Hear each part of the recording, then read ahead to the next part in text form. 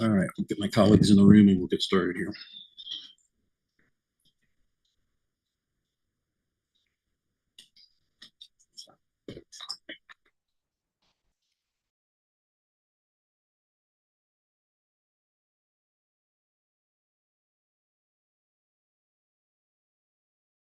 Progress. All right, come on, Rue and me.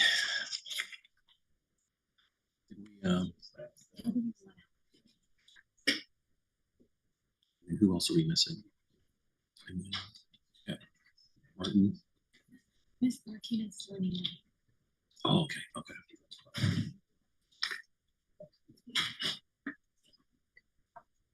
Go ahead and bring this meeting of the June meeting of the Board of Investments to order.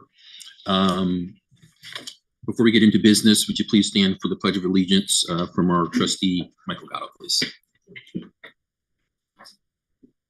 Pledge allegiance to the flag of the United States of America and to the republic for which it stands, one nation, under God, indivisible, with liberty and justice for all.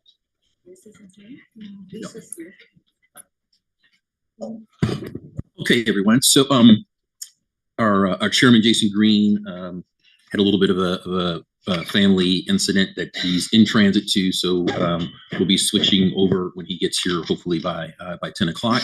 We have a relatively full meeting with some exciting content, as always. And then, would you mind, Linda, with the teleconference? Sure. Okay.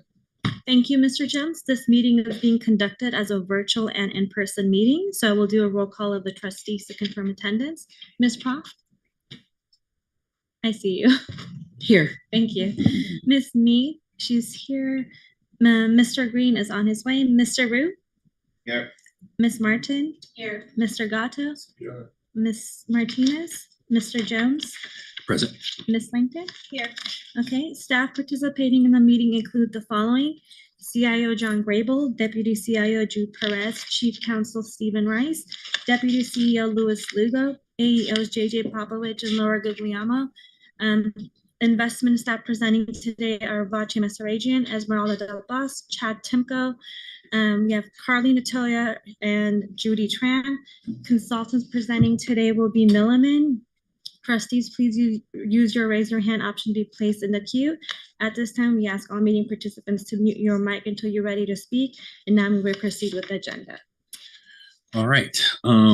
As we move through the agenda here, we've got the approval of the minutes. Item number 4 from the May meeting. Are there any amendments or any changes that need to be made at all to the May meeting minutes? If not, can I get a motion in a second? Second. Lisa Proft. Okay. Ms. Langton made the motion. Mr. Gatto seconded. Thank you. Yeah. Thank Okay. You. No, that's all good. That's Thank all good. You. Ms. Proft. Yes. Okay. Ms. Mee. Yes.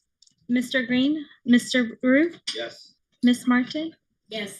Mr. Gatto. Mr. Jones. Aye. And Ms. Langton. Yes. Okay. Now that the meetings are approved, let me welcome Trustee Profit to the meeting here. I probably missed the formal big bio and everything else like that. I saw the congratulations on your election through there, but just wanted to say welcome to the horseshoe, as we affectionately let it be known as. Would you like to make any welcoming comments before we open public comment? Ms. Profit? Okay. All right. Just want to make sure you feel welcome through there. All right. Do we have any public comments at all? We do not. Okay, no public comments. And then our executive update, starting in the leadoff position, our CIO, John Grable. Thank you. Good morning, Mr. Vice Chair and trustees. It's really hard to believe that we are in the final weeks of our fiscal year. Countdown is on, a couple more weeks of trading. In many ways, it's a much more robust year from a return perspective than we thought several months ago. So we'll begin and I'll underscore that point. If we could turn to slide 23.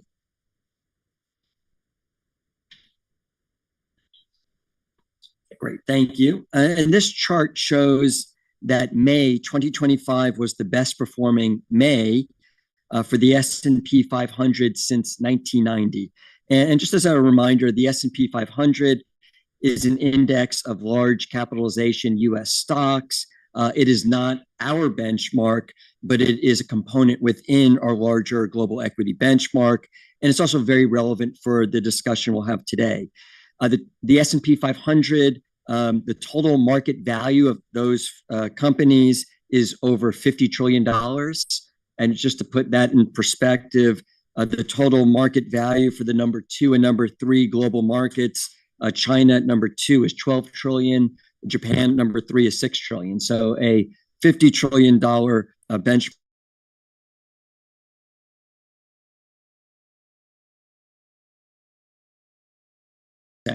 So, doing simple math, 60% times high 40 trillions is, a 2 plus, $2.5+ trillion gain during the month. And with that in mind, given that this is a component of our benchmark, it's a good, or the companies in it are within our benchmark. It's a really good thing that we stuck to our asset allocation and didn't give into the temptation to sell equities in the middle of April when there was all that market turmoil. And in fact, we rebalance into those drawdowns or that turmoil, and that's something that we'll discuss later this morning with the discussion of our overlay and hedging programs. So if we can go back to slide 5. Thank you. And this chart shows the performance for major asset categories through the end of May for various time periods. And in this, at the chart of the month, we showed the strong returns for large cap equities. That's a row on this chart. When we, under market, global equity, we see large cap US stocks. Under subcategory index name, we see S&P 500 total return. So that is something that we do track. And notwithstanding that stellar May that we just discussed, fiscal year to date, large cap US equities are not the best returning major strategy. If we look further down the page, there's a deeper blue, and that is global infrastructure. And that's represented by the index name of Dow Jones Brookfield Infrastructure Index. It's up fiscal year to date, 22.9%. Given that we have a diversified allocation, we have over $1 billion of listed securities tied to that index. So we can, I guess I'm like a broken clock. I'll be right once, or I'll say it till I am right. That it's the benefits of having a diversified portfolio. It's gonna work. It has worked, and it provides us with multiple exposures. It protects us in the downside. And it also positions us for multiple upsides, such as a year when global infrastructure fiscal year to date is far and away the best performing subcategory within our portfolio. If we can turn to slide 8. This shows the returns, the results for the pension through April. April, the fund was up 0.2% or 20 basis points. Our net asset value was $81.6 billion. Cash equivalents at a very comfortable $1.3 billion. And maybe that's another connection to or tie to the overlay discussion that we're going to have later this morning. That $1.3 billion shows that we have sufficient liquidity and maybe we'll underscore, capitalize that and we remain invested according to our strategic asset allocation, and that can be seen on the donut chart on the right. The top middle of the page, growth of $1 in the fund over the past 5 years still exceeds our benchmark, which is always a nice measuring stick for us. Turning to the next slide. This shows more granular detail about the performance of the pension fund. The 0.2% return is in the sweet spot of monthly returns over the past 10 years. And we could see the graph on the top of the page shows the distribution of those monthly returns over the past 10 years. That 0.2%, masks some of that intra-month volatility that markets experienced during April. I know something that created lots of stress, was the focal point of many news, not just business news, but national news. But it's something that 0.2% return that we had in April is nowhere near the outliers that we could see on the table on the top. We could see that we had months represented by the minimum and maximum where our returns were north and south of 6% for a month. So 0.2 is well within the expected outcome for the fund, and isn't necessarily a point in time that may cause the stress of a down near 7% month, and in some sense maybe an up 6.5% type month should cause the same type of concern, just in terms of maybe market froth. Fiscal year to date, the fund is up 4.8%. As we could see in the column on the bottom, FYTD, fiscal year to date, all functional categories are positive. An interesting thing is that growth, which is the long-term driver of portfolio outcomes, is the least positive for the fiscal year. Now that, I believe, will change when we roll this report forward by a month and we factor in those very strong equity returns for the month of May. But we also have to be mindful that that can change again in subsequent months, because every month is going to be different than the prior one. Turning to slide 13. Slide 13 shows the results for the OPEB trust. It was up marginally more than the pension in April at 0.3%. The market value of $4.6 billion. And this may come as a shock to everyone here. My favorite acronym is not SAA. I used to joke that my kids were named Strategic Asset and Allocation because I liked SAA so much. I'm changing it to HWM, which stands for high water mark, because it is likely that OPEB will be at a new high water mark as of the end of May. So it's always nice, and I'll let my kids fight to see who's high, who's water, and who is mark. The growth of a dollar chart here is above the benchmark, but it's very close, and that's a result of the OPEB trust historically being a mostly indexed portfolio. So there's the incorporation of active management is much newer and is yet to be reflected in the growth of a dollar, whether we're exceeding or below the benchmark. Turning to slide 14. The monthly returns for the OPEB trust are much more dispersed over the past decade than the pension. That's a result of the higher allocation to public markets in the OPEB trust. And there is a tighter distribution in the pension, and that may be more optimal for a pension for a plan that is mature. By mature, I'm referring to a plan that is cash flow negative. The pension is cash flow negative. I know that the actuaries are presenting this morning, and limiting downside risk is certainly important as they go through the various risks in the portfolio. Fiscal year to date, OPEB is outperforming the pension at 5.4% compared to 4.8%. It's really not a competition between the two plans. The two plans have different asset allocations and portfolio constructions, and both are meeting to different levels of degree the purposes that they were designed to meet. On a 5-year annualized return basis, the pension is up 9.5%, OPEB 9%. And once again, that goes back to the point of active management, and less liquid investments for the pension have worked over a complex investment period over the past 5 years, whereas OPEB has not had the benefit of some of those strategies. And I'll pull that thread a bit on the final slide I'll cover, which is slide 21.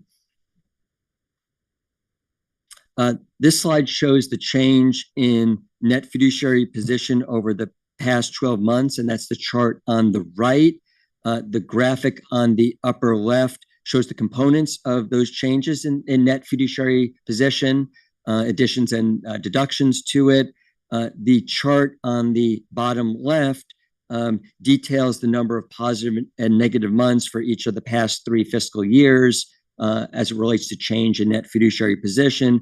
And this, is very important for a mature pension, that we are more positive than not, and relates to the actuarial conversation that we'll have later this morning. With that, I'm happy, Mr. Vice Chair, to stand for questions. Yeah, comment by trustee. Thank you. Slide 9, if we can go there. Just want to echo what Mr. Graber talked about, the able performance here.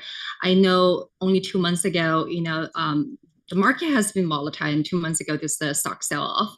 And I think maybe there are members, our LACERA members out there worry about that. And then I want to point out, the data showing here that what we have, there's nothing to worry about. We do have a solid, portfolio with really diversification that help us to go through this kind of volatile time. And then I look at it able here at first, like some members, I worry too, and then we look for the performance in every asset, every function category on the left side here, and then look for what's being hit, right? And then grow. The stock market is on a grow, about 27%, and look at that performance. We are solid. So I just want to point it out so that our LACERA members out there, can have peace in mind that we have a great team and doing it right. So that's all. Good. Any other comments, reflections, or questions for Zaya? Thank you very much, John, as always. And then JJ, would you like to give us our member spotlight? Good morning, trustees. Mic'd off. There we go. This is the member spotlight. It's a way for LACERA to recognize the public servants that care for the constituents of LA County. It's an opportunity for us to remember why we do what we do as we work to serve our members and empower them to enjoy a healthy and secure retirement. And with that, this month, we recognize Michael Hedgecock, who is a manager to crafts department in the crafts department at Health Services. He has 34 years of service and is looking forward to retiring later this year in August. He works in Olive View Medical Center. His proudest accomplishment is being with the county for 34 years, which shows that he really loves his job, and that is a tremendous accomplishment. So he's looking forward to spending more time with his family, doing some traveling, and home improvement projects. So thank you very much, Mr. Hedgecock, for your service.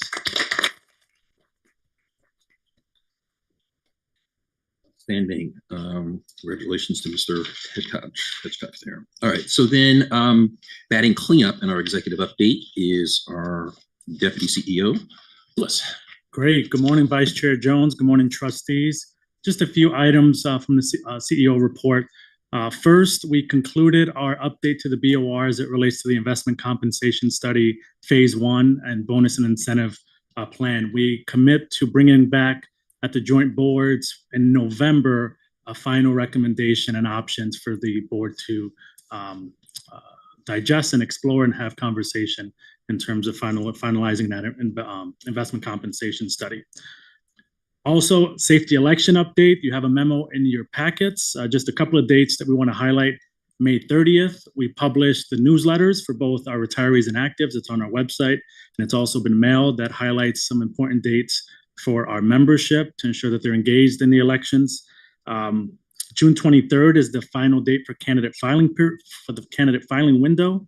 That ends, and then August 4th through the 29th, the election period begins. We also have the LACERA Economic Impact Study that we're going to go to RFP. We hope to have a final draft to both boards in the end of this year, early next year. If you recall, we had an economic impact study done in 2022. It's a kind of a triennial review for us on the economic impact studies. And we do it kind of a LACERA-centric, obviously, study looking at the county, California, and our retiree impact throughout the state. 3 important highlights. Obviously, we have legislative advocacy in Sacramento and DC, but what this provides from a LACERA point of view is how our retirees view economic growth not only in the county, but also throughout the state. It obviously creates jobs and also serves as a tax revenue base for the state and county as well. And for perspective and context, the National Institute of Retirement Security does a more national economic impact study. They did theirs in 2022. And for reference, they concluded that the economic output of both private and public pension plans and defined benefit plans equates to about $1.5 trillion of economic output and over 7 million jobs. So oftentimes, the rhetoric is the cost of pensions, but not, the economic stimulus that it provides, in terms of our retirees. And then lastly, operationally, just our vacancy rate is at 18%. We have about 11 classifications that are in the recruitment stages, 5 of which are either in selection or progressing through interviews. So with that, Vice Chair Jones, I'll stand for questions. Likewise, from my colleagues, any other questions or comments for our Deputy CEO? There being none, thank you very much, Louis. Thank you to the whole team. Well, good. All right. And then consent items. We just need a motion. Just need a motion to take them all at once. Yeah. Yep. Do I have a motion for the consent items regarding the seminar? Second. Thank you. Ms. Proth? Aye. Ms. Mead? Aye. Mr. Rue? Yes. Ms. Martin? Yes. Mr. Gatto? Mr. Jones? Aye. And Ms. Langton? Yes. Okay, the motion passes unanimously. Okay. So then we're gonna move on to non-consent items. Request to ratify the labor negotiator. Need a motion. Another motion. Motion. Second. Do we have a second? I can second. Okay. All right. Okay, Ms. Proft? Aye. Ms. Mead? Aye. Mr. Rue? Yes. Ms. Martin? Mr. Gatto? Aye. Mr. Jones? Aye. And Ms. Langton? Yes. Mhm. Okay, passes unanimously. Gotcha. And I will say this as a comment. I know I've had the opportunity to have Ms. Moisa here to present before, but I think this time is the first time I actually read through her entire CV. Like it needs to be made into like a Disney movie or something like that. It's just a wonderful set of accomplishments, and here it is as pamphlets. I just enjoyed that to the degree that you did. Okay, so on our reports, education presentation. This, ladies and gentlemen, is a premiere. This is the first time that this has happened. This is a very good piece. I found it very educational. I've got a series of questions. Excited to see the team, as me and the entire team here. So the floor is yours.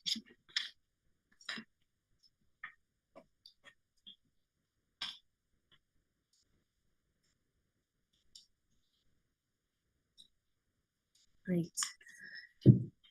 Good morning, trustees. Earlier at the Credit and Risk Mitigation Committee, we reviewed LACERA's hedge fund program. We are now shifting to an educational session on LACERA's 5th functional asset category, overlays and hedges, which is a critical behind-the-scenes tool for improving efficiency and reducing total fund plan risk. Now, overlays and hedges includes 2 key programs, the total fund cash overlay, as well as the global equity currency hedge.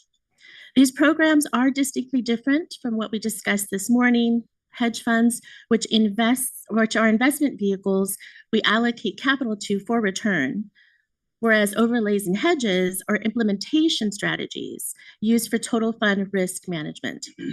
I'm here with Ron and Tim Filla of Makita to provide an overview of overlays and hedges, divided in 3 parts, where we will be presenting on the role, review, and results for each program.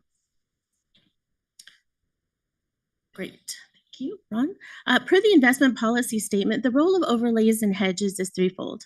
First, to assist in adhering to total fund policy targets. Second, to meet asset class specific objectives. And third, to manage portfolio risk. The bottom of the slide covers the objectives for each program. The cash overlay helps us stay aligned with functional category policy targets and minimizes the total fund cash drag through excess cash balances being invested over time and limiting the cash drag on return. It allows us to meet our cash flow and liquidity needs while maintaining our investment exposure consistent with our long-term goals. To the right, we move to the global equity currency hedge, which mitigates the non-US equity exchange rate risk and reduces fluctuations caused by currency swings without compromising the benefits of global equity diversification. Importantly, both of these programs are passively managed, meaning that they follow a rules-based approach and are not actively traded based on market prediction. Moving to the history. On this slide, we illustrate the evolution of these programs where we began hedging global equity risk in 2010. We introduced the cash overlay program to the total fund in 2019. And in 2021, the board formally added overlays and hedges as a standalone functional category. And last year did the same for the OPEB trust. Next. Moving to strategic asset allocation. Today, overlays and hedges represent a defined part of our total fund alongside our 4 other functional categories. As of March 31st, the total fund had $81.5 billion in assets and the OPEB $4.4 billion. Now, both of these programs hold a 0% policy target weight as they are used solely to manage risk and exposures and they're not standalone return-seeking investments. I'll turn it to Makita to overview the overlay peer universe. Perfect, thank you, Esme.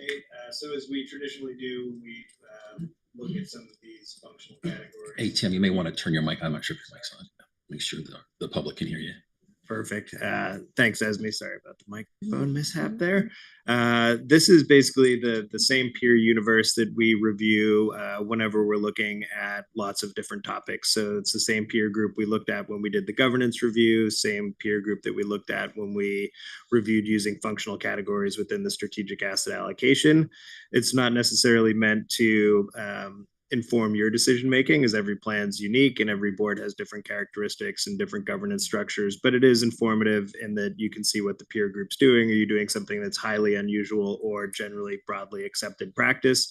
And within the cash overlay portion of it, you can see that roughly a quarter of this peer group uses a cash overlay in a similar manner to you. So I would call this a common practice within the group.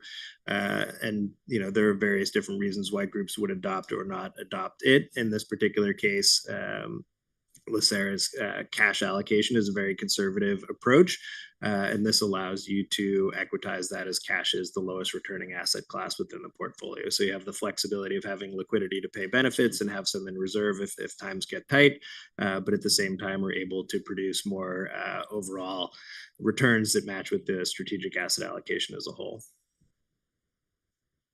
I'll turn it back over. Thanks. So now that we've given a broad overview of overlays and hedges, let's specifically dive into the purpose of the cash overlay. And to do that, I think it's helpful to start with the discussion on LACERA's total fund rebalancing protocol. As we know, long-term strategic asset allocation constitutes the vast majority of a plan's long-term performance.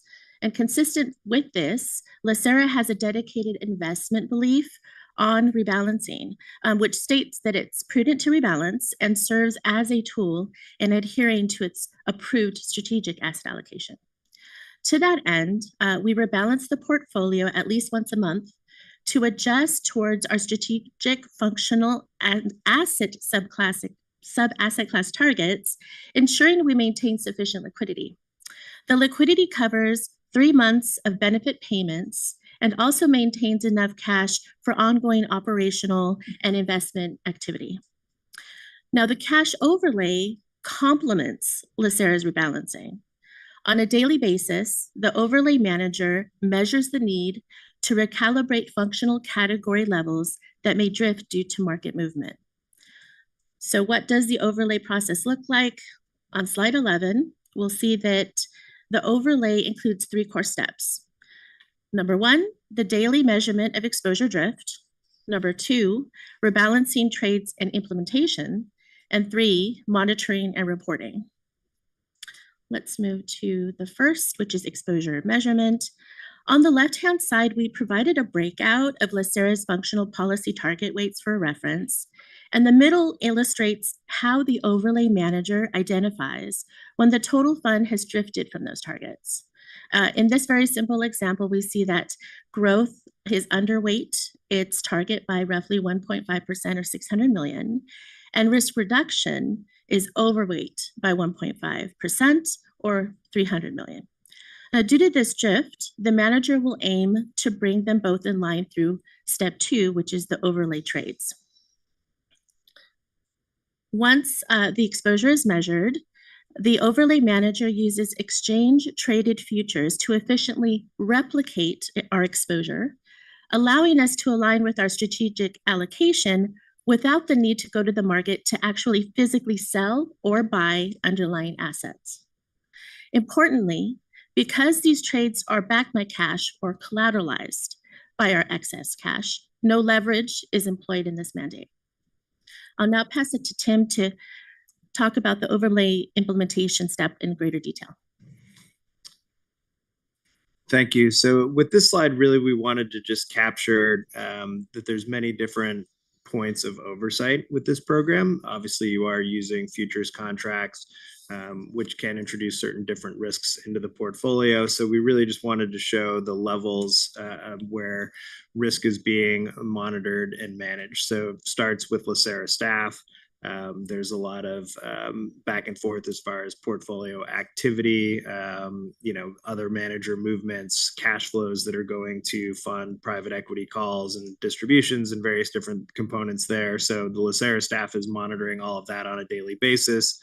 They're then interacting with the custodian where all of the assets are held. The overlay manager is then able to look into those custodial accounts and go through the daily assessment process that Esme was just describing to determine the level of the futures exposure. So just to tie back to the other example, when you're underweight growth, they would be looking to implement long futures exposure. And on the offsetting side of that, the underweight position and risk mitigation would be short positions within fixed income benchmarks. And that's how they would implement that. And then just to sort of further talk about the risk mitigation, these are all centrally futures exchange traded. So there's no counterparty risk. The futures exchange is essentially the entity where all the trades are cleared and settled. And so there's no other individual counterparty risk that you have on the other side of these trades. And that's sort of the daily mechanics of how the program's implemented. Tim, from a futures perspective, are these like 30 days out, 60 days out? Like, what is the future time frame that we're utilizing for this purpose? Generally, I think they're all mostly month forward contracts. Okay, yeah, because the market values can change quite a bit. So there's no need, this isn't essentially like a hedging program where you're, producing oil 6 months out into the future and you're looking to get price security. Here, you're just doing it for exposure management purposes. So like prompt or forward month is the way that would be implemented. Okay, thank you. Yes, Chair. Who is our overlay manager? Yes, our overlay manager is parametric. Okay. And going back to a previous slide, for those funds that don't use a cash overlay, how do they do it? Or what do they do? They rebalance physical assets. So a lot of times they might want a little bit more discretion and be less systematic in the timing of when they rebalance. So they're just trading in and out of their various different separately managed accounts or other commingled funds to rebalance on mostly a monthly basis is how other plans do it. But it's all through kind of the physical or through those manager relationships. What about their payments for their members? How do they?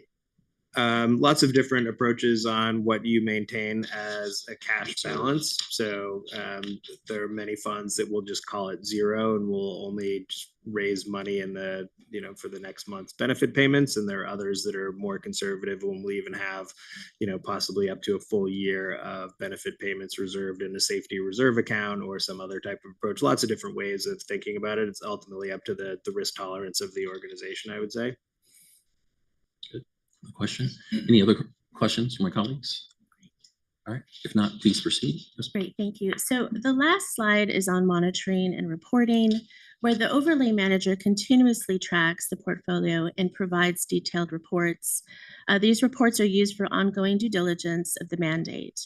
We have examples of them in the appendix if you are so interested in reviewing them. Let's close out our discussion on the cash overlay with reviewing its results right here on slide 17. On the left side of the page, both the graph and the table below it show that since its launch in July 2019, the cash overlay program has added $570 million of value to the fund. That was as of 3/31. As of this morning, it's $585 million. In the top panel on the right, focusing on the last set of bars, we can see that since inception, through the use of the overlay, we have stayed closer to the board-approved functional category weights, reducing tracking error by half. This is a testament to the overlay success in reducing overall total plan risk. With that, I'll pass the presentation to Ron to cover the global equity currency hedge. Okay. Good morning, Vice Chair Jones and trustees. Today, I will be providing you an update on LACERA's global equity currency hedge program. I will walk you through the program's goals, how we implement it, the risks we manage, and the program results. Let's begin with the purpose of the program. The primary goal of our currency hedge is to reduce the impact of exchange rate fluctuations in our non-US equity investments. By doing this, we aim to improve our risk-adjusted returns, essentially reducing volatility from currency movements while still maintaining the diversification benefits of investing globally. For implementation, we maintain a 50% passive hedge on developed market currencies. Hedging 50% preserves upside if the currency moves in LACERA's favor, and it limits downside if currency moves against LACERA. Emerging markets remain unhedged as the cost of hedging those currencies tends to outweigh the benefits. We use currency forward contracts as our primary hedging tool due to their lower costs. We rebalance monthly using 90-day forwards, rolling 1/3 of the contracts each month to smoothen out the impact of cash flows. Risk management is a key part of this program.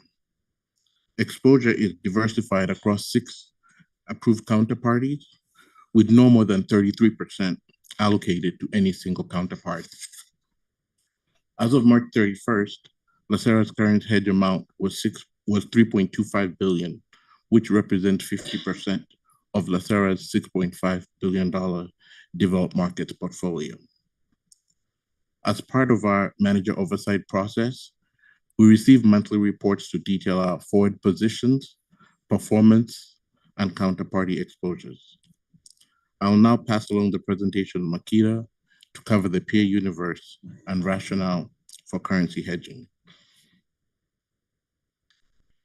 Perfect. So I won't do the broken record part here, and I'll just get straight to the results down at the bottom. For this one, when we looked at the peer universe, roughly 70% utilize some type of currency hedging program. Most of them are implemented in a fairly similar manner to the way LACERA does it, where the focus is on developed markets within equities, but there are others that will also do some hedging within fixed income. There's also taking an active approach where there's a point of view that their staff or other might take. A currency hedge program manager might take an active view on the relative value of various different currencies and implement that as well. And this really makes sense when you think about it. Most of these are all US-based investors. So there is some, you're paying your benefits, and that's in US dollars. So there is some just high level value in making sure that you're hedging some of the exposure outside of it. And then we'll get into some of the volatility reducing benefits a little bit later on. So overall, that's the peer group. And the next slide, we have a little bit of the why, just to highlight some of the reasons why investors do this. So you can see the currency impact on MSCI EAFE returns. That's outside of US developed markets. Any given month, there's a pretty decent amount of volatility between what you see as the local currency return and the return in US dollar terms. When you look at the bottom chart on the left-hand side, you can see that that tends to even out over time. It's, currency management in very long time periods is sort of what we think of as a zero-sum game, but that doesn't mean that it can't have big time impacts in very short periods of time, as we've recently seen with some of the movement of the US dollar.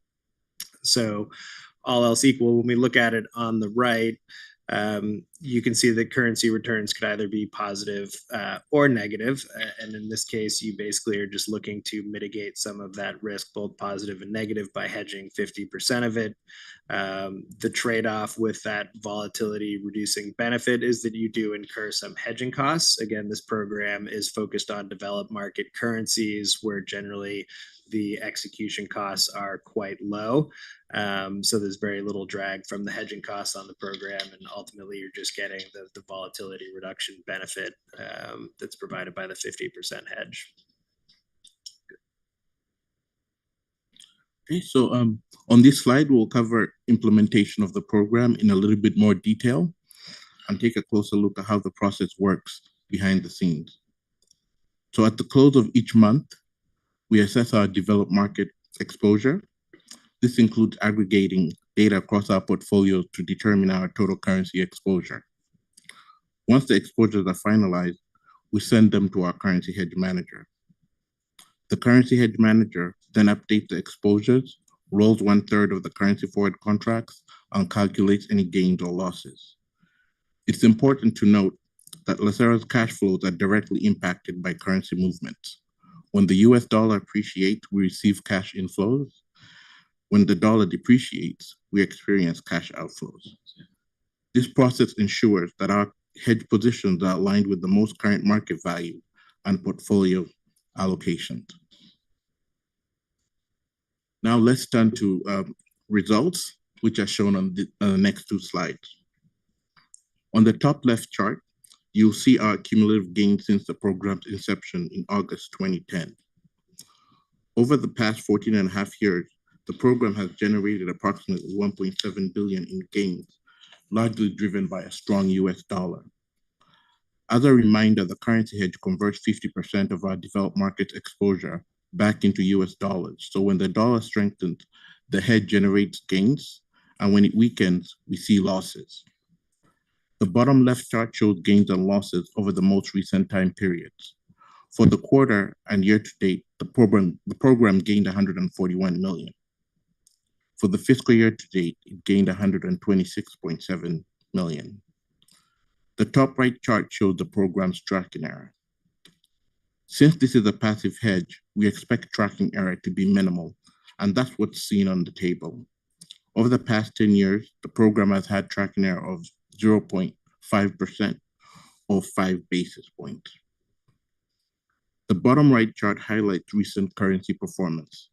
In the past quarter, the US dollar depreciated by 3.9% against major currencies. The Japanese yen and the euro appreciated the most at 4.8% and 4.5% respectively. Over the past year, the dollar depreciated slightly, down 0.3%, with mixed performance across currencies. On slide 25 here, we break down cumulative gains by calendar year. The light blue bars show the US dollar's performance. The dark blue bar shows LACERA's hedge or gains. The green line tracks cumulative gains since inception. As the chart illustrates, there's a positive correlation between periods of a strong US dollar and LACERA's currency hedge gains. In line with expectations, LACERA's currency has posted gains when the US dollar has appreciated against major currencies. Conversely, during periods of dollar weakness, the hedge has at times resulted in losses. Overall, the program has generated gains in 12 of the last 16 years, with a cumulative total of 1.7 billion. While these results are strong, it's worth emphasizing that the program's primary goal is not to generate gains, but rather to manage risk efficiently specifically by reducing portfolio volatility and enhancing risk-adjusted returns. I will now turn the presentation back to Esme for closing remarks. Thanks, Ron. Before we delve into some final observations, I did want to discuss some next steps for the overlays and hedges group. This week, we plan to issue an RFP for a cash overlay mandate. It has been 7 years since we hired our current manager. So we want to test the market in terms of pricing, review the universe, and expand the program to the OPEB trust. We will also finalize the formal guidelines for the functional category and present them for your review later this year. Now shifting to those final observations on today's educational session, and I would love to draw upon a sentiment that was expressed this morning on the hedge fund program to say that these are risk mitigating programs. However, the programs have produced really good results, having collectively provided the trust with $2.3 billion in value over the long term. I say that because it's important to note and acknowledge that on our results slides, if you were to look at the very beginning of our graphs, you would see that the first few years, these programs, even though implemented, for risk, they did provide a loss. So the strong results over time does underscore the importance of LACERA's commitment to strategic long-term decision-making and demonstrate that maintaining a consistent approach allowed our overlays and hedges to mature, ultimately providing significant gains while also reducing overall plan risk. And this enables us to fulfill LACERA's core mission to produce, provide, and protect the promised benefit to our members. Thank you. Mr. Chair. Yeah, hold on real quick. Thanks for the clarification there at the end, because I was about to ask, was parametric here or why they're not. If we're going out to review, I can understand that. Okay, thank you. All right, Trustee. Thank you, Mr. Chair. Great on the returns for this policy, but the returns is more a basis of our investment policy than the rebalancing, right? Because the rebalancing, because our investment policy or our allocation did well, we had the gains, right? It was because the overlay and hedges programs fulfilled their stated mission. Right? So, so if our base investment policy was a bad one, then when they rebalance, it would have been negative, right? So it's more our investment strategy, overall investment strategy, than the actual balancing, right?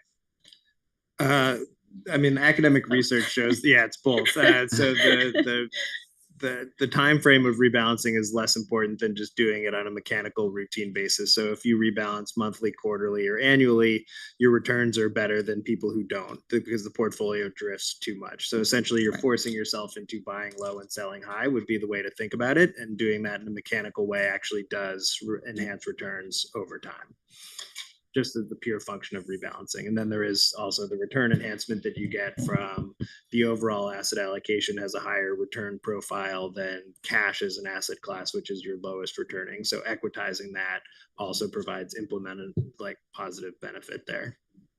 And those are the main components of it. Gotcha. I have a comment. Oh yeah, absolutely. Just quick comment. Excellent. Glad you decided to do this. This is probably one of the top presentations I've seen out of LACERA. It is a very complicated issue, and you presented it in simplistic terms, and appreciate it. Just congratulations. It was really good. Thank you. Any other questions, comments for our overlay and hedging team? Thank you. Yep, thank you very much. Esme, Ron, and Tim. Okay. So as we move along, okay, so you get that nice little mini preview, but now the main feature, one would argue, is about to take place here. Happens in 3 acts, or actuarial risk assessment piece.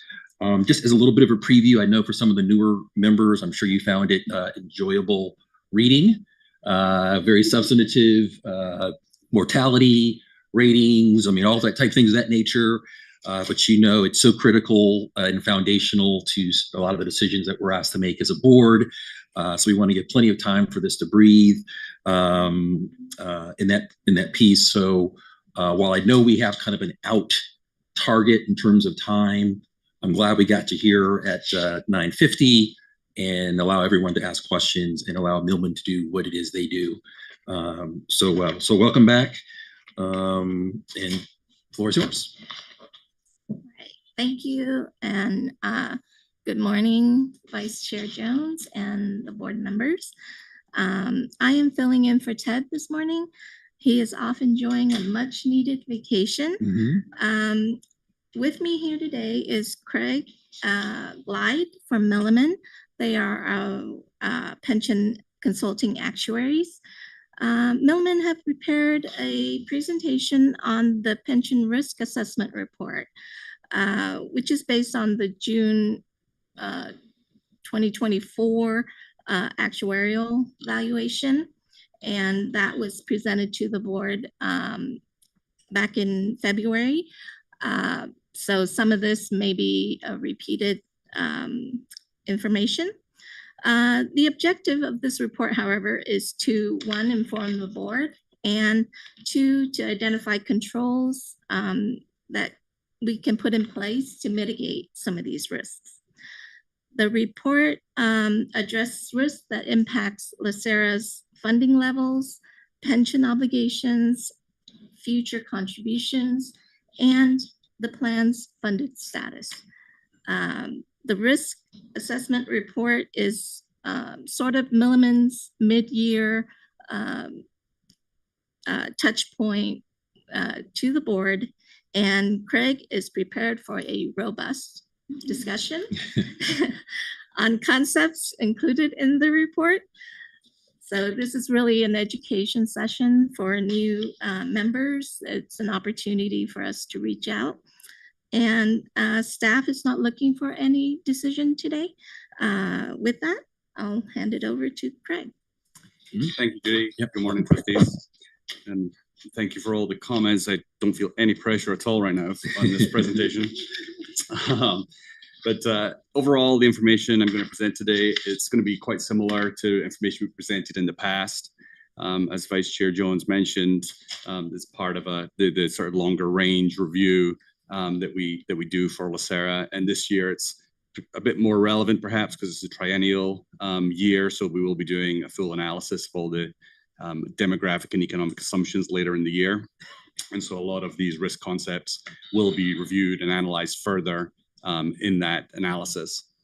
But ultimately, the same risks exist today as they did last year and in prior years. So some information will be kind of similar.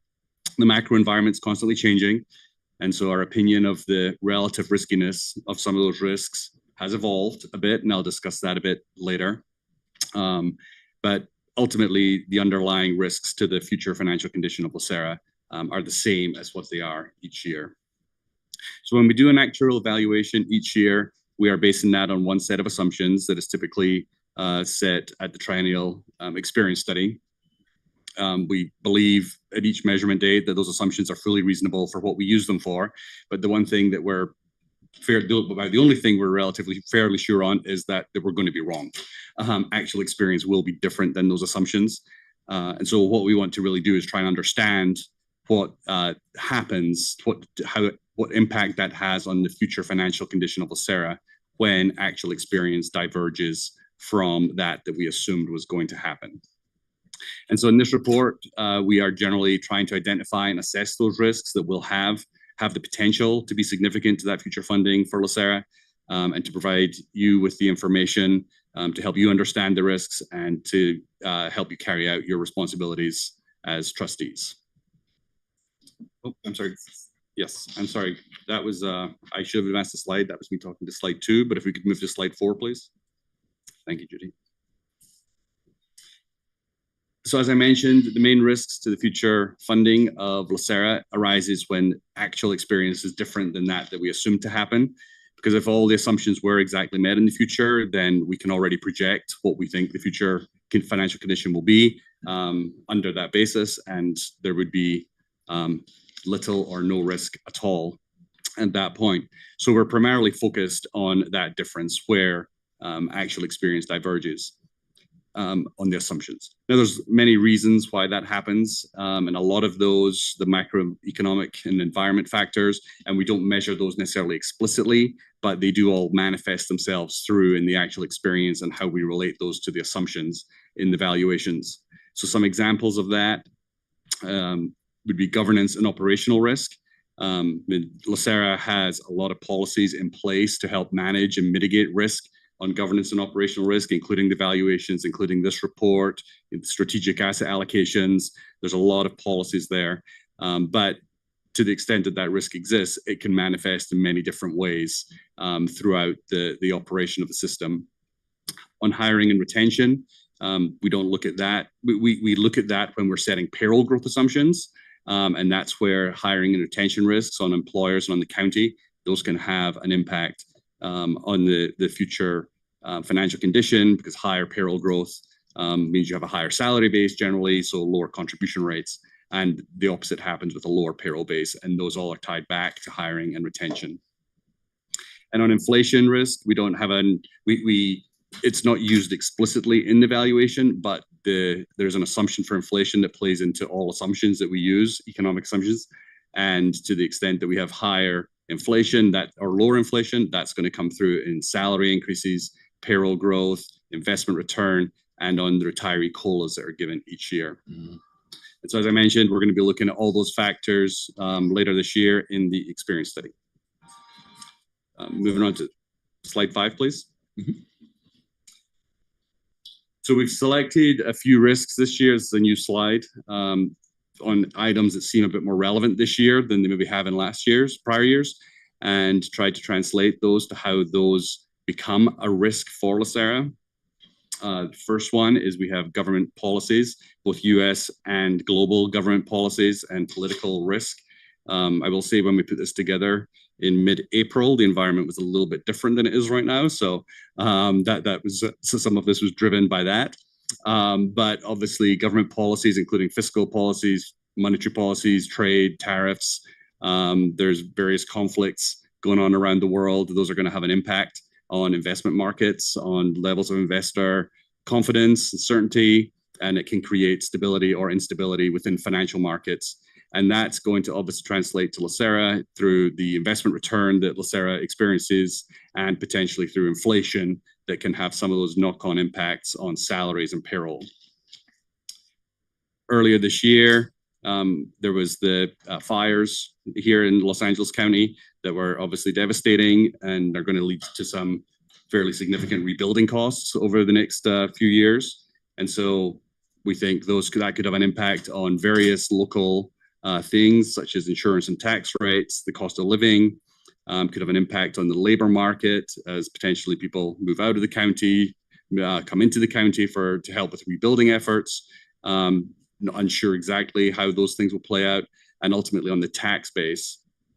And so as that moves through the system, that can now have an impact on inflation, which has that effect on salary and payroll growth. It could also impact the rates at which current employees either retire from active employment or leave employment with the county and employers. And so that would have an impact on the valuation. And there could be strain on county budgets as there's just different requirements there. So we've got no reason to believe that there'll be any contribution issues there, but it can have a strain on county budgets that could create a risk to LACERA. Finally, on this list, we've got legislative risk. Mr. Chair, real quick question. So the one that actually you're going to present today was for completed May of 2024. So yes, this is based, the last valuation was June 30th, 2024. And so that's, this risk is based on that. And all this new, post that, so many things have happened. That actuarial, I guess you'll get started as soon as you're finished with this one? Or? Yeah, so my commentary here is that's obviously a lot of new information. We're going to have a couple of slides we're going to get into that are going to have some numbers on them based on that valuation report. When we get into about August time is when we'll start work on the June 30th, 2025 valuation report.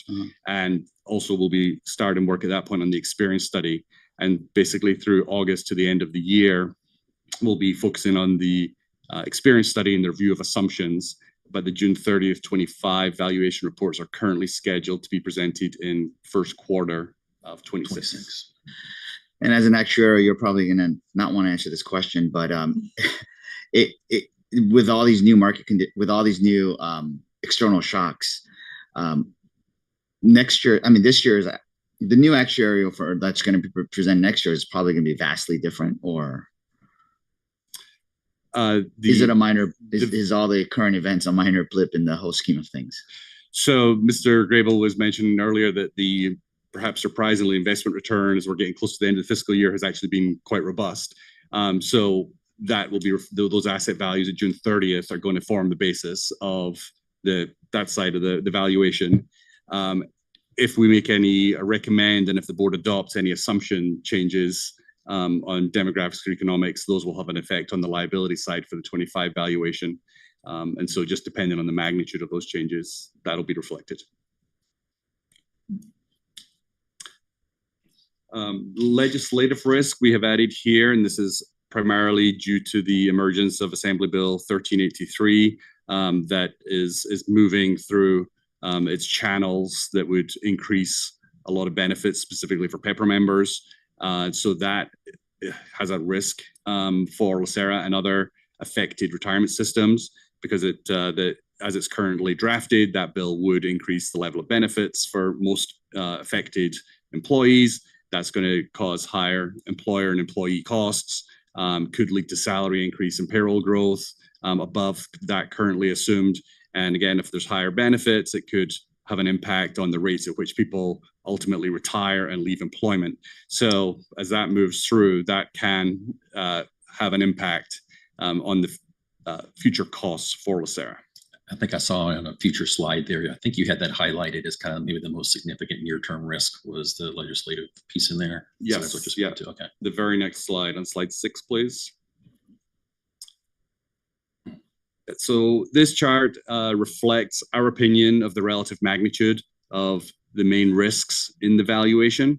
It's not statistically based or numerically based. It is our opinion, but it is supposed to represent what we believe how each risk and the relative magnitude it could have. As in prior years, investment risk is still what we consider the largest risk and has the ability to create the most volatility in contribution rates and funded ratios from year to year. The new risk that we've added this year is legislative risk because of Assembly Bill 1383. In prior years, we felt that legislative risk was very low because there was no sort of changes that were imminent. But obviously this year, we don't know what will happen with that bill, but it's out there. And so there is that potential risk for LACERA and affected systems. This analysis doesn't have a detailed analysis of the costs of that. That was outside the scope of this. The SACRS had commissioned a report that could be sort of used for all 30 SACRS counties to estimate the potential impacts of it in broad terms. But certainly as we move forward, we'd be happy to look at that or do more analysis on that if necessary. Hold on real quick, Rick. Do we have a posture on that or do we not comment typically on bills? If you just as a quick aside for the public that may be following along. So we're just kind of watching. Yeah, Vice Chair Jones, we've actually had a healthy discussion at the BOR. Okay. So, all right. So I'll leave that to the BOR folks. Okay. Yeah. Gotcha. Okay.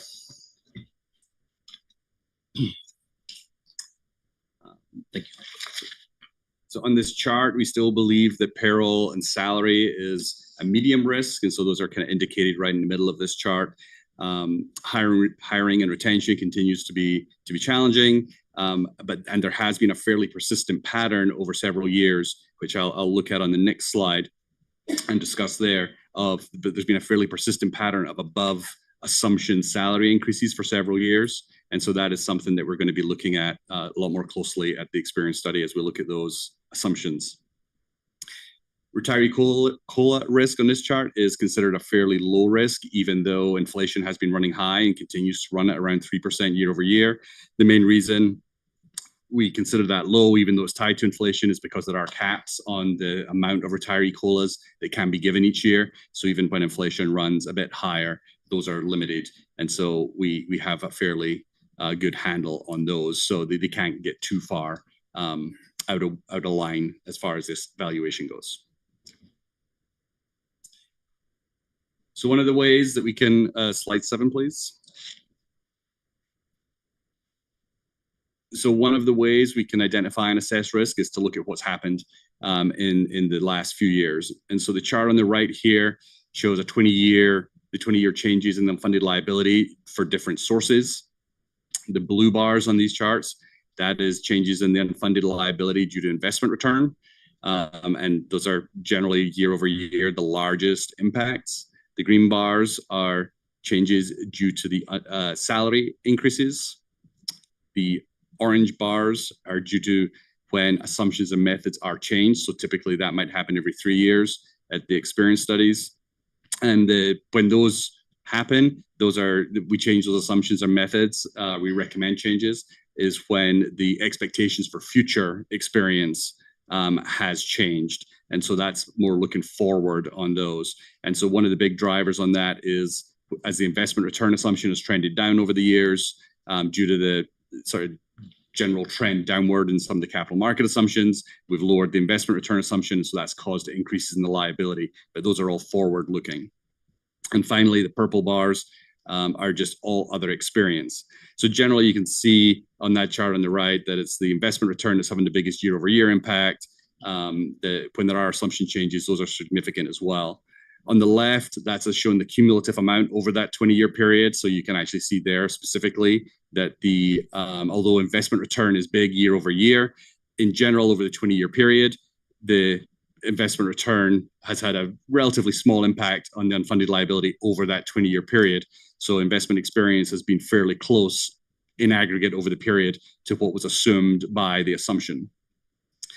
Very large changes due to the assumption and method changes, primarily because of that investment return assumption decreasing, as I mentioned. That's had a cumulative impact of about over $5 billion on the liability, as we've come down from over 8% to 7% as an investment return assumption. There's also been some strengthening of the mortality assumption over that time as life expectancies increased. And so that's had a significant impact. The green bars on the salaries, I mentioned earlier that there's been a fairly persistent pattern of above assumption increases on salaries. That's reflected in that cumulative green bar there, that just salaries greater than we were expecting has cumulatively caused about a $2 billion increase in the liability over 20 years. Slide 8, please. Most of our presentation here is discusses the funded ratio and employer contribution rates. I did not want to leave out member contribution rates because they are impacted as well. I'm not going to read all these words to you. The thing I'd like to focus on here is really that first bullet in each column, is that member contribution rates, they are not affected by actual experience. They're only affected by the expectation of future experience. So any deviation on actual experience from the assumptions affects the unfunded liability, and that's borne purely by the employers. That does not affect the members. And so it's just future assumptions that drives the member contribution rates. There are differences between the legacy and PEPRA determination of member rates, but I'm not going to go into that in too much detail today. Slide 9, please.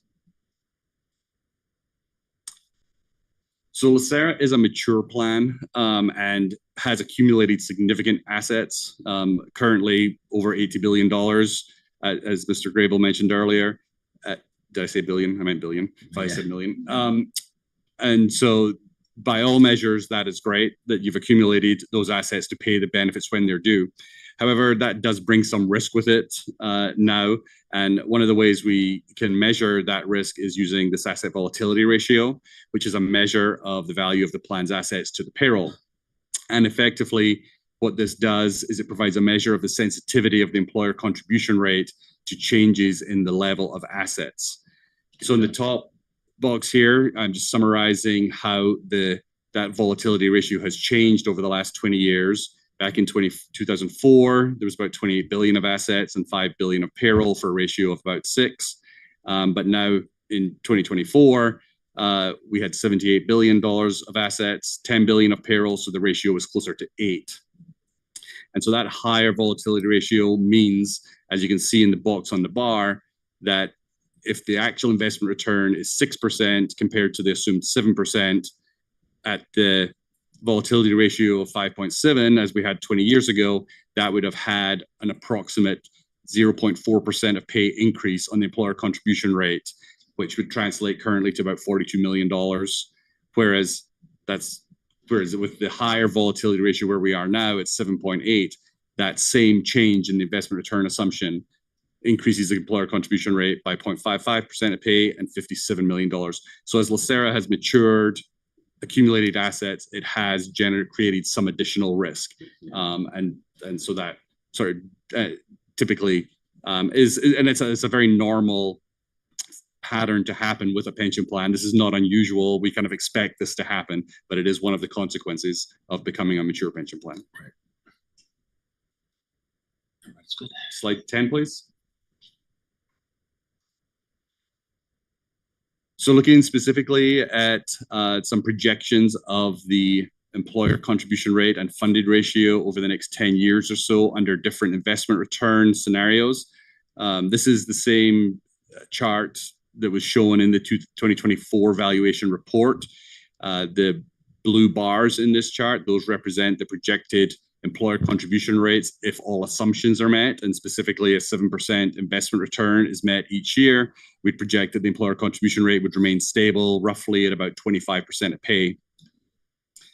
The green line and the orange lines, those are based on assuming future investment returns at either the 25th or the 75th percentile levels based on LACERA's asset allocation and standard deviation of its asset portfolio. And so at the 25th percentile return, we're assuming an average annual return of about 9.8%. And then that shows in the green line that if you got that 9.8% over the next few years, the employer contribution rate is really going to drop down to about that 10% in 2032. And that flattens out at 2032 there because at that point, the unfunded liability will be fully paid. And so that's just the normal cost that would be getting paid at that point on. And you can see that in the funded ratio that out in 2034, we're at 113%. Conversely, at the 75th percentile investment return assumption at 4.3%, average annual returns, the employer contribution rate is going to increase over time. And in 2034, funded ratio of 77%.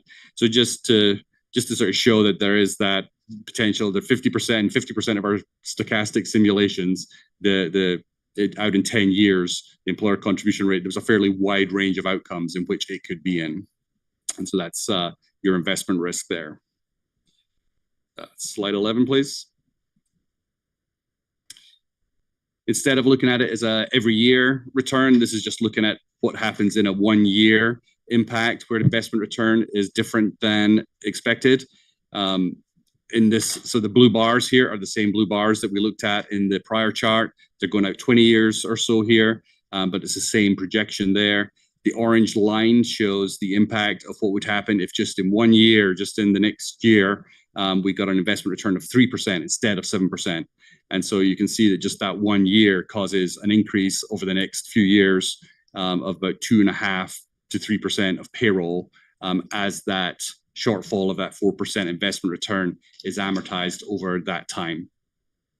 The drop off again out there near in 2038, 2039, one thing to keep in mind here is that regardless of what the contribution rate is in 2038 or 39, you are going to see a drop off in the contribution rate at that point. And that's because the unfunded liability is amortized in layers. And when we get to 2038, 2039, that's when those oldest layers are going to start becoming fully amortized. And so regardless of the level at that point, there is going to be a decrease at that point. Slide 12, please. Looking here at the sensitivity of payroll growth on the employer contribution rate, blue bars again are the same as what we just looked at. They're assuming that all assumptions are met. And what we want to look at here is what impact would it have on the employer contribution rate if there was either a decline in the overall employee population or potentially an increase, so a change in the payroll base. So on average, it's about 5.5% of active employees that retire or leave employment each year, 5,500 people.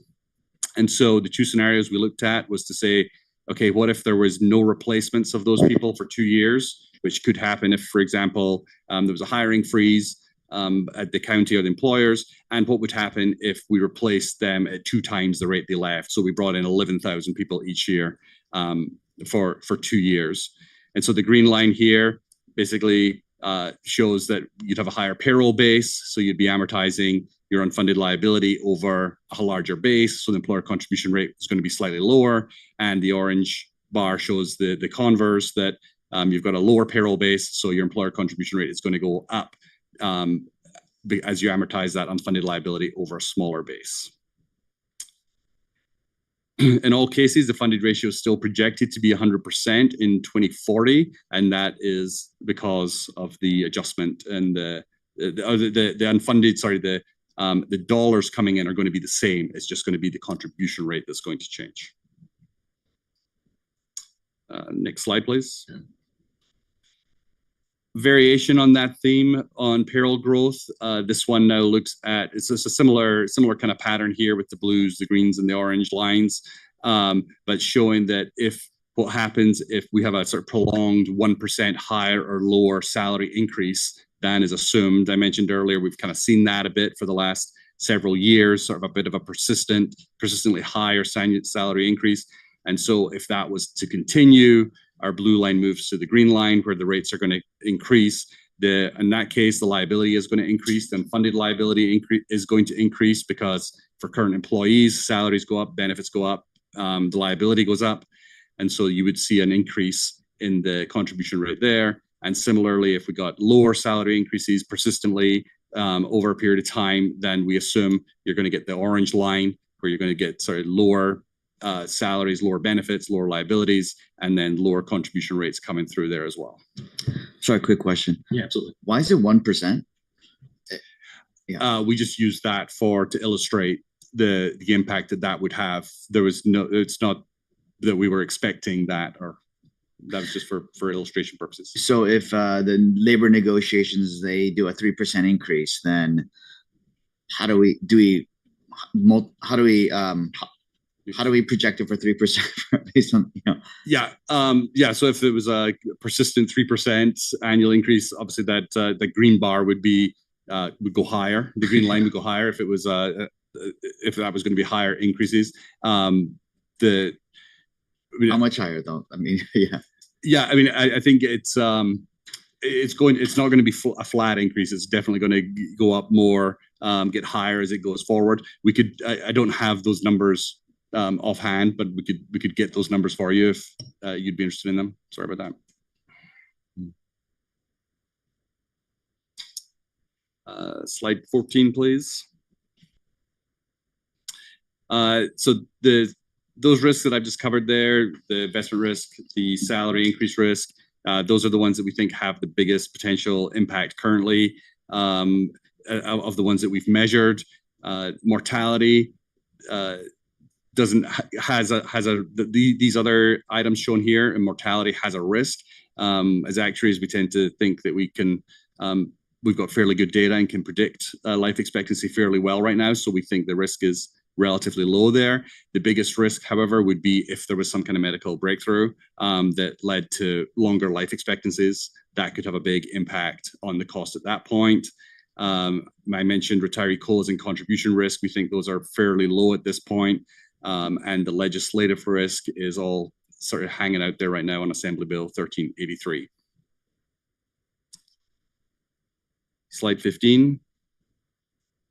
As we kind of start closing this out, just to say that, this pension risk does exist out there. However, the board and LACERA has a lot of policies and procedures in place to try and mitigate that risk.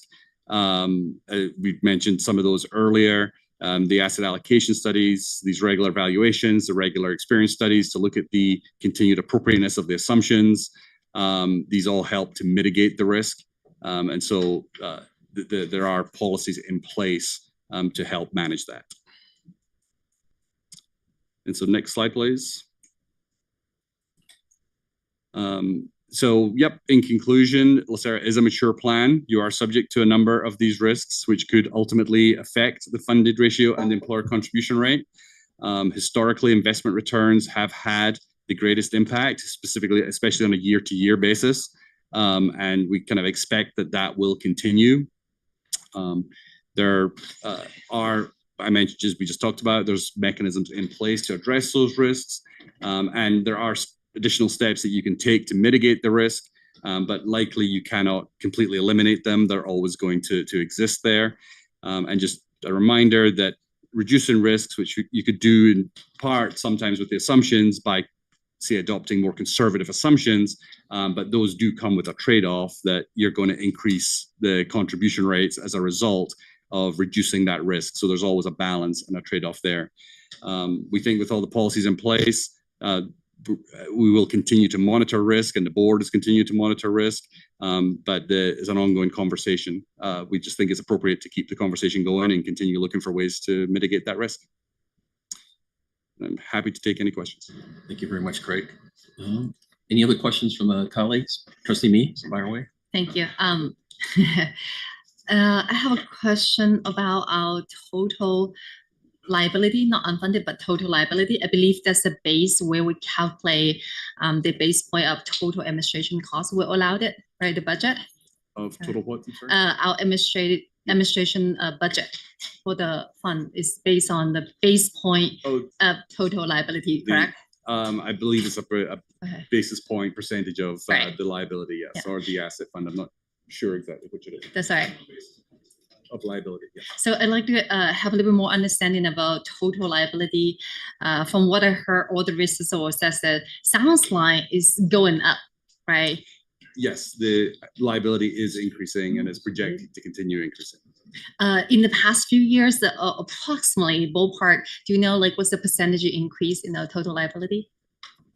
In a typical year without any assumption changes, it's about 4 to 5% a year increase. Thank you. And so we're currently at about $90 billion of accrued liability at 2024. So that increase would be on that current level. Approximately like 4 or 5% each year going up. Yes. Yeah. A nice thing is that I believe what I observed is that although the total liability increased this year, our funding ratio seems to be decreasing, right? Last year, at the least. funded ratio increased. It's actually been going up. Oh, increase. It's Yeah, been that's what I going meant. up, That's yeah. what I meant, yeah. Yeah, due to the strong contributions and the investment performance, primarily the assets increased by a higher percentage than the liabilities. So then that increased the funded ratio. Right. Got it. Thank you. This was helpful. Thank you for presentation, Chair. Any other questions or comments for Craig while we have him here? With there being none, let's go ahead. Thank you very much, Craig. Thank you. Let's go ahead and take a pause here, and then we'll allow our chairman to settle back in, and so we can come back and resume the regular agenda from there. Okay, let's come back at 10:30. We'll bio break. Recording stopped.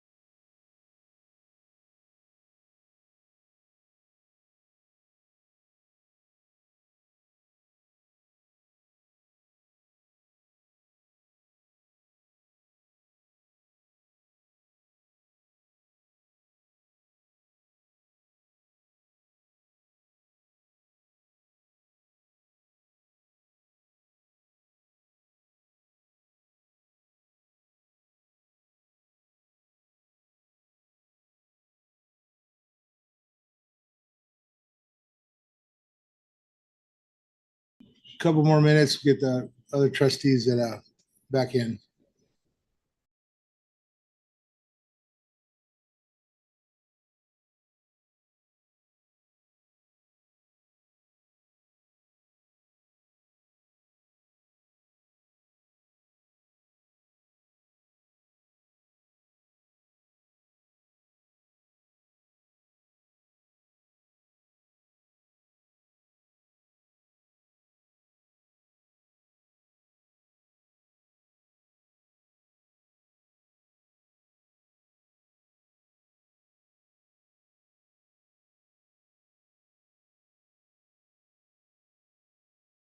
In progress.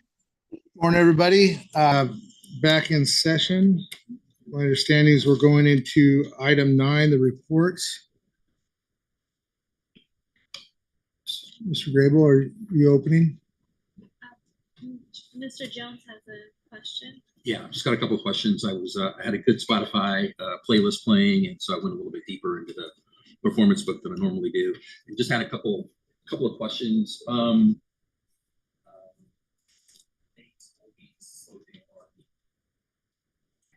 Anyone who needs it, but so the slide 32 in the private equity section in the performance book. Just getting curious, taking a look at our program, but something of omission that then led to a further level of inquiry that on slide 32, the 10-year performance graph bar was left out in that graph, which then, which was not a big deal, but I think I saw it on another graph that it was, a little less favorable in the overall return thing. And so then when I started looking at, which got me curious about our performance, not over our private equity program, not only over the inception, but more importantly, over the most kind of recent time period. And it drove a couple of questions. And just to make sure I'm reading this chart right, so if I now move on to 33 and I'm looking at the TVPI, total value paid in capital, is that for the quarter there, John? Is the numbers being represented by that TVPI number? Is that just for the quarter, or is that a different? Yeah, so just on slide 32, if we could go there very quickly, just to answer your question on the 10-year.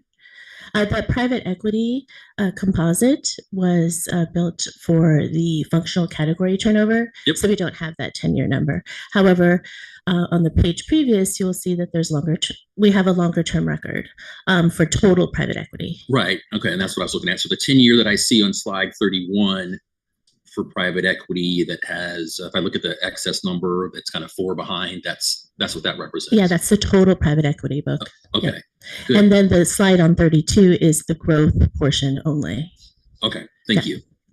Mr. Chair, yeah, go ahead. Through the chair, just for the benefit of those trustees that weren't here in 2019 or so when we went to a functional asset category, previous to that, private equity included some credit strategies, some strategies that are now in natural resources. So we tightened the definition of private equity and extracted those non-growth, or what we define as growth private equity strategies, such that the what's in private equity now is a truer number, so to speak, but it doesn't have that 10-year period, but the longer track record does exist, but it does include other factors. Okay, got it. So then on slide 33, when I look at the TVPI, for example, number across our newly formed functional category, right? So that takes into account everything in a modern sense.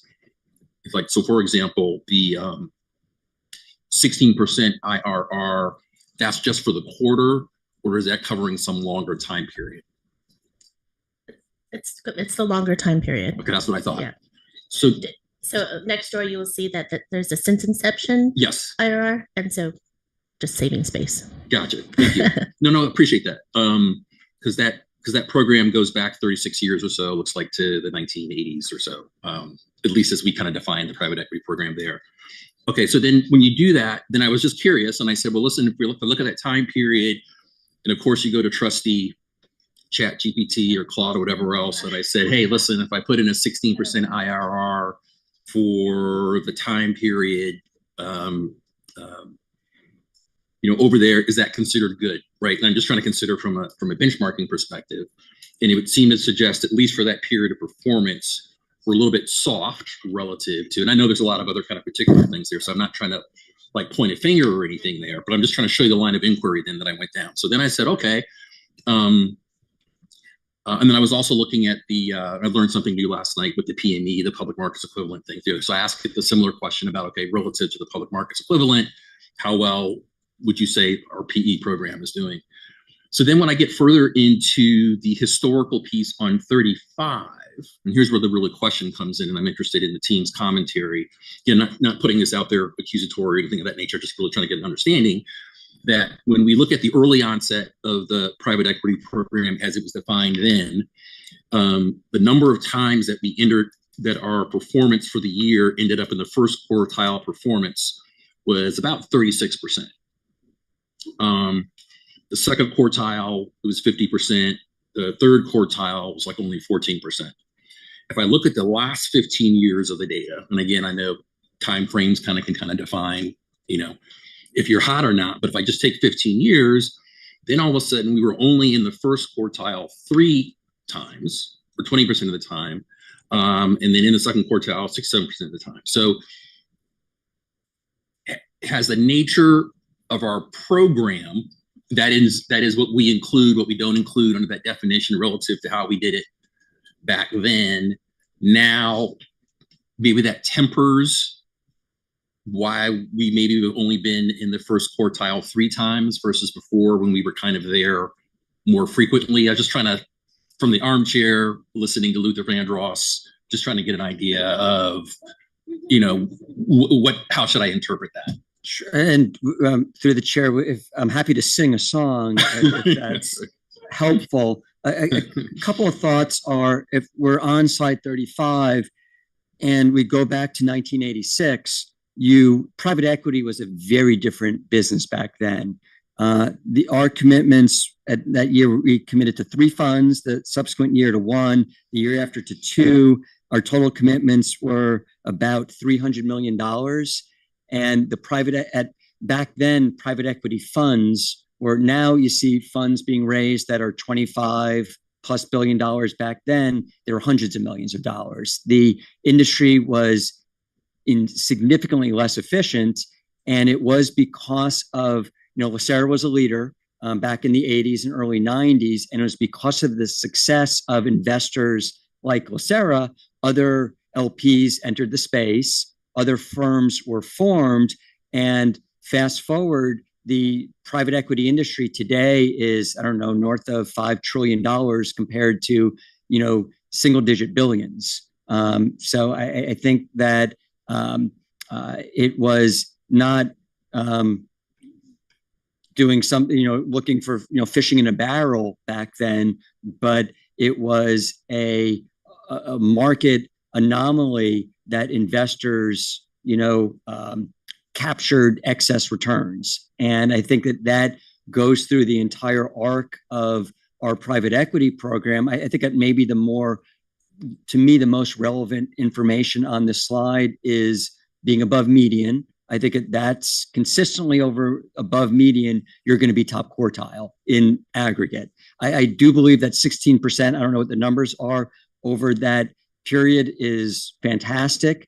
The notion that our PME is above 1.5 also is fantastic. Just saying that had we just invested in public markets, we would have, instead of having returned on the invested capital of $23 billion, we wouldn't have $39 billion, but we would have much less than that. So I think that the PME is a real measure to look at.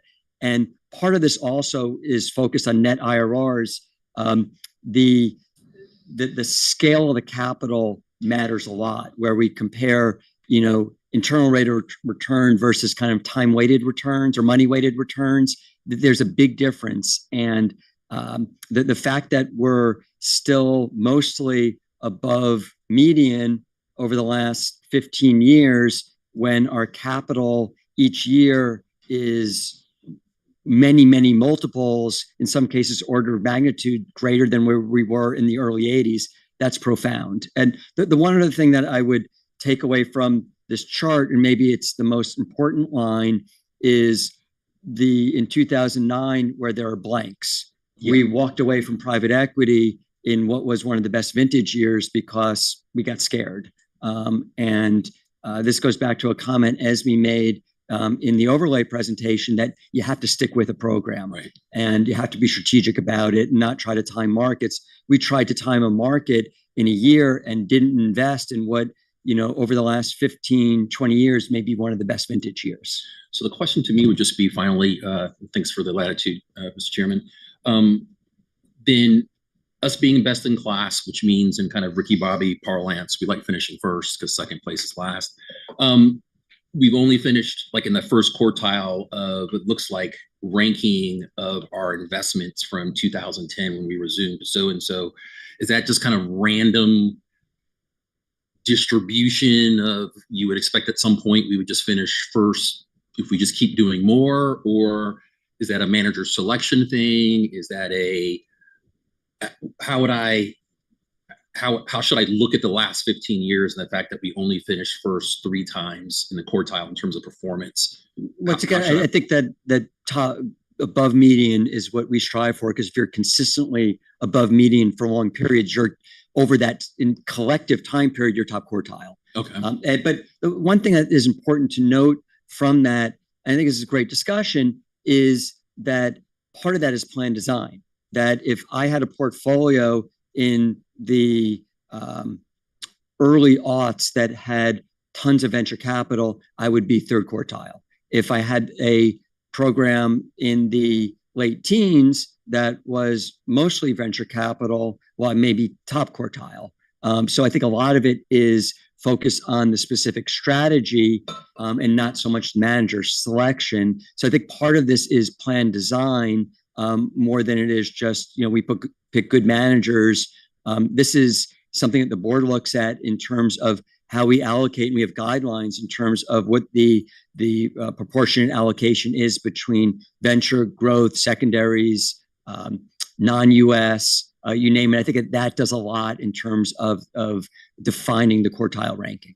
Okay. No, thank you, John, very much for that. And then lastly, again, because it's a very long playlist, looking at real estate, and because I chair real estate and assets committee on behalf of my colleagues here, I'm especially sensitive to the performance there. And once again, kind of delved into our numbers. I think we're already kind of in the aggregate. Again, we have some new members here, and for members of the public or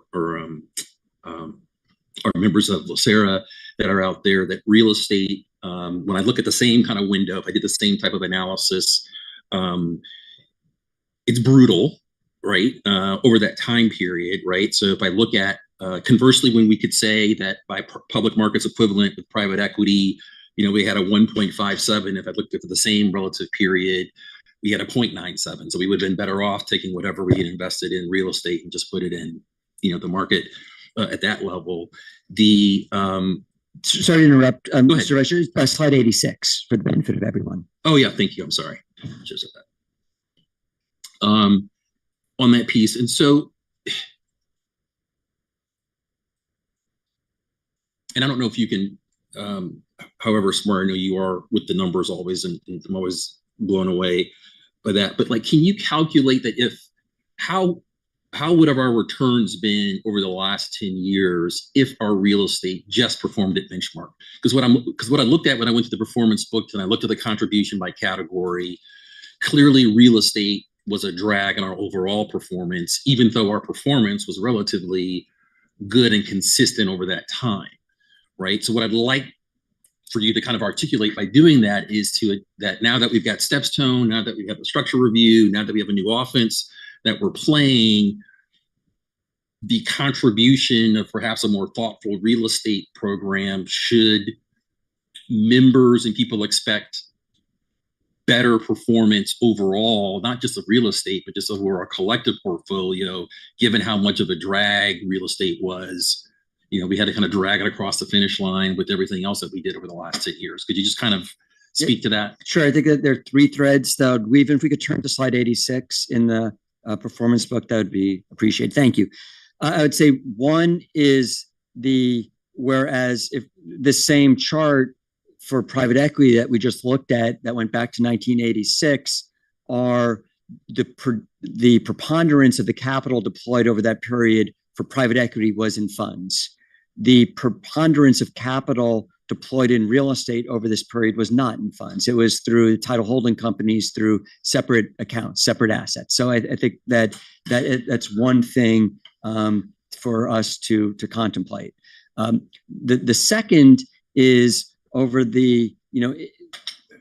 this post-COVID period, real estate may be the investment strategy most impacted. So I think that the returns for what is a lumpy, long-dated category may take longer to gestate, to mature, to see what the ultimate quartile and ranking and what the performance is. The second is some of these periods, not that any of this analysis is or isn't statistically significant, but some of these commitment amounts are not that material. It's to one or two funds. And to the extent we committed to some type of industrial fund that did really well, that may increase our quartile ranking, whereas if we focused in 2019 and it looks like we're fourth quartile, or maybe that's 2018, and we committed to a central business district office fund, well, that's not going to do as well. So a lot of it is sector selection. I think that long term, the goal, this is what fed into, and maybe this is the third or fourth thread, I don't know where I am, I don't know how good I am at counting, is that this is precisely what led into the structure review to adjust, augment, re-envision our real estate program. And I think that the team, not just the real estate team, but the whole investment office, were keenly focused on it. Our advisors, not just Stepstone, but Makita, as it relates to strategic asset allocation, we're all keenly focused on making sure that that PME is above 1 with the appropriate risk profile. Yeah, because I mean, otherwise, when you look at the performance book, it's pretty outstanding. Obviously, seeing the long-term benefits of the diversification and hedging strategies, and then just all that red and gray kind of bottom half. It takes time, unfortunately. Yeah. Okay. All right. So thank you for indulging me on that. I'm sorry, Mr. Chairman. No, Turn it over to you. Thank you. It's good. Thank you, Esme. Anybody else have any questions? John, if I got a very simple answer. And most of the performance vintage year performance charts, I think I understand the answer. I just want to confirm the number of investments, the increase and reduction, and for private equity, for example, real estate, it doesn't matter. But is that a byproduct of the reallocation? And in the case of like private equity, is it also netting as far as the number of investments? Is that when we get cashed out of them ultimately? And Mr. Chair, the first column or second column on the left, the first one is the year. The second one, which says number of investments, that's the number of fund commitments that we make. And there's a definition of a investment, and that's the year in which that first investment is drawn, typically. Drawn, gotcha. So it's not the number. So if we invest in, fund ABC or firm ABC that has fund XYZ, that firm and fund will have multiple investments in that vehicle, but we just count it for purposes of this slide as one investment because it's a Gotcha. single line item on our performance chart. The metric is as that thing produces, then whether it's not reallocation, it's actually Yes. throwing something back to. Thank you. Okay, anybody else moving on? For the sake of time, we've got 11 o'clock here. The rest of the items and reports, item 9 Delta through India are all information only without objection. We'd like to move to items for staff review. Anybody have any questions on any of the presentations? Excellent. So moving on to item 10, items for staff review. We have none. Items for future agendas. Who's missing it? Good to the order. Call the roll, please. Ms. Me. Thank you. I'm going first, I guess. I have a couple things to share. Like last month after a BOI meeting, I had to join the soccer conference, the second half of it. I have pleasant enjoying the experience at meeting other trustees from other county pension fund. I thought this community is really important. We are all county pension fund operated in the same system, and we have the shared interest. I think in this community, we can join force and accomplish a lot together, such as legislative effort that we have been doing. So I encourage, our LACERA continue engagement and participation in soccer. And then, although I missed the presentation, but I heard great things about our staff presentation, in that conference, such as disability benefit. Those presentation brought values to that community that I'm sure is very much appreciated by other county pension fund. So that's what I want to share about that conference. Encourage everyone, if you can make it and join that conference, see how you like it. So the other thing I want to give a shout out is that I saw it in the materials and also saw in other source that John has been elected to be the asset owner advisory board for CII, correct? And the chair of the board too, advisory board. Yes. Congratulations. That's a very important, the other very important community that we want to continue to be part of it and part of the leadership, because such institution, right, shape the landscape of the environment that we operate in as a pension fund. So thank you for being there and your leadership, and congratulations. And that's all. Thank you, Ms. Me. Mr. Gata. So I'm very impressed with how much we packed in today's meeting so far. Appreciate everybody, but I have nothing. Thank you. Nothing. Mr. Jones? So once again, selfishly being the old man of a new high school graduate, just wanted to congratulate all high school graduates that took place, as well as the college graduates. I know a big step taken on that place. And then two, as always, just want to thank Lewis and John and all the staff for the preparation and things that go into the materials that you send us to read. And then lastly, just want to encourage our fellow citizens here in Los Angeles to maintain a level of peaceful and civility while we are on the world stage at the moment, and show that we're bigger and deeper as a community, and our love for each other than some of the news media outlets would seem to communicate. So that would be my final comment. Thank you. Ms. Hines? I would join Mr. Jones. 2025 is proving to be a particularly challenging year for Los Angeles, and I'm praying for peaceful protests and community safety downtown. Second, and on a happier note, congratulations to John. That's great about CII. And I understand that Mr. Acevedo may have congrats in order too. Okay, we'll get to that. Thanks. Thank you. Mr.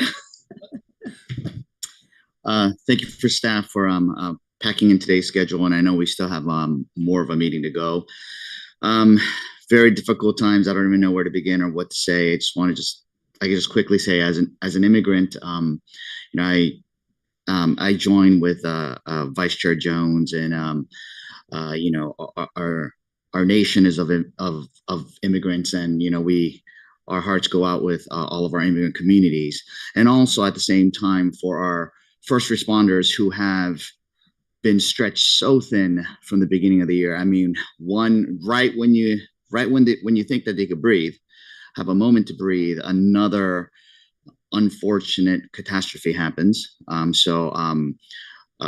Prayers out go to our first responders, and I hope, yes, we try to serve as a model of peace, of free speech, and set a stage for others to follow.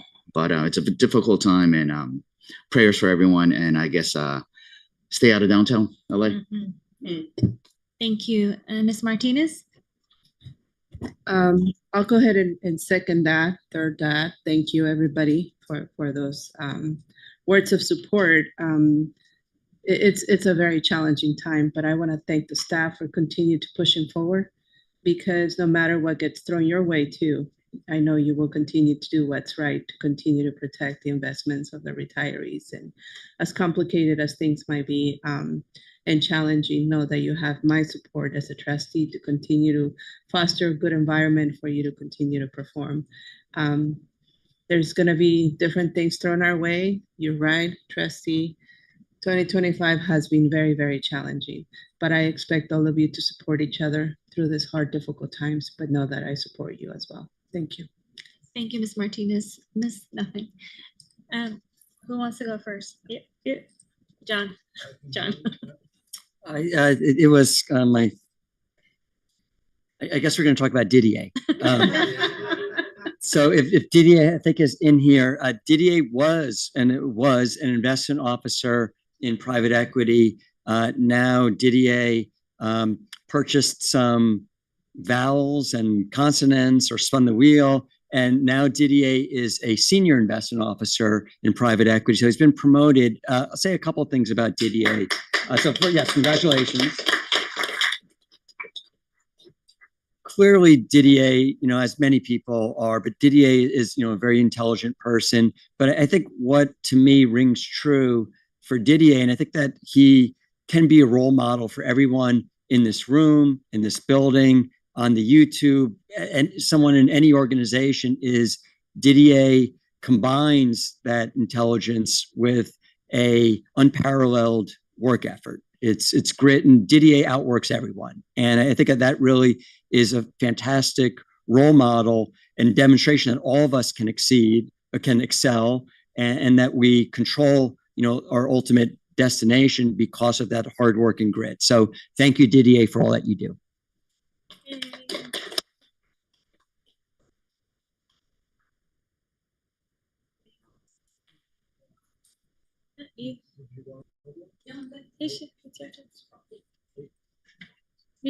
Ms. Profton, she didn't want to say. Okay, welcome.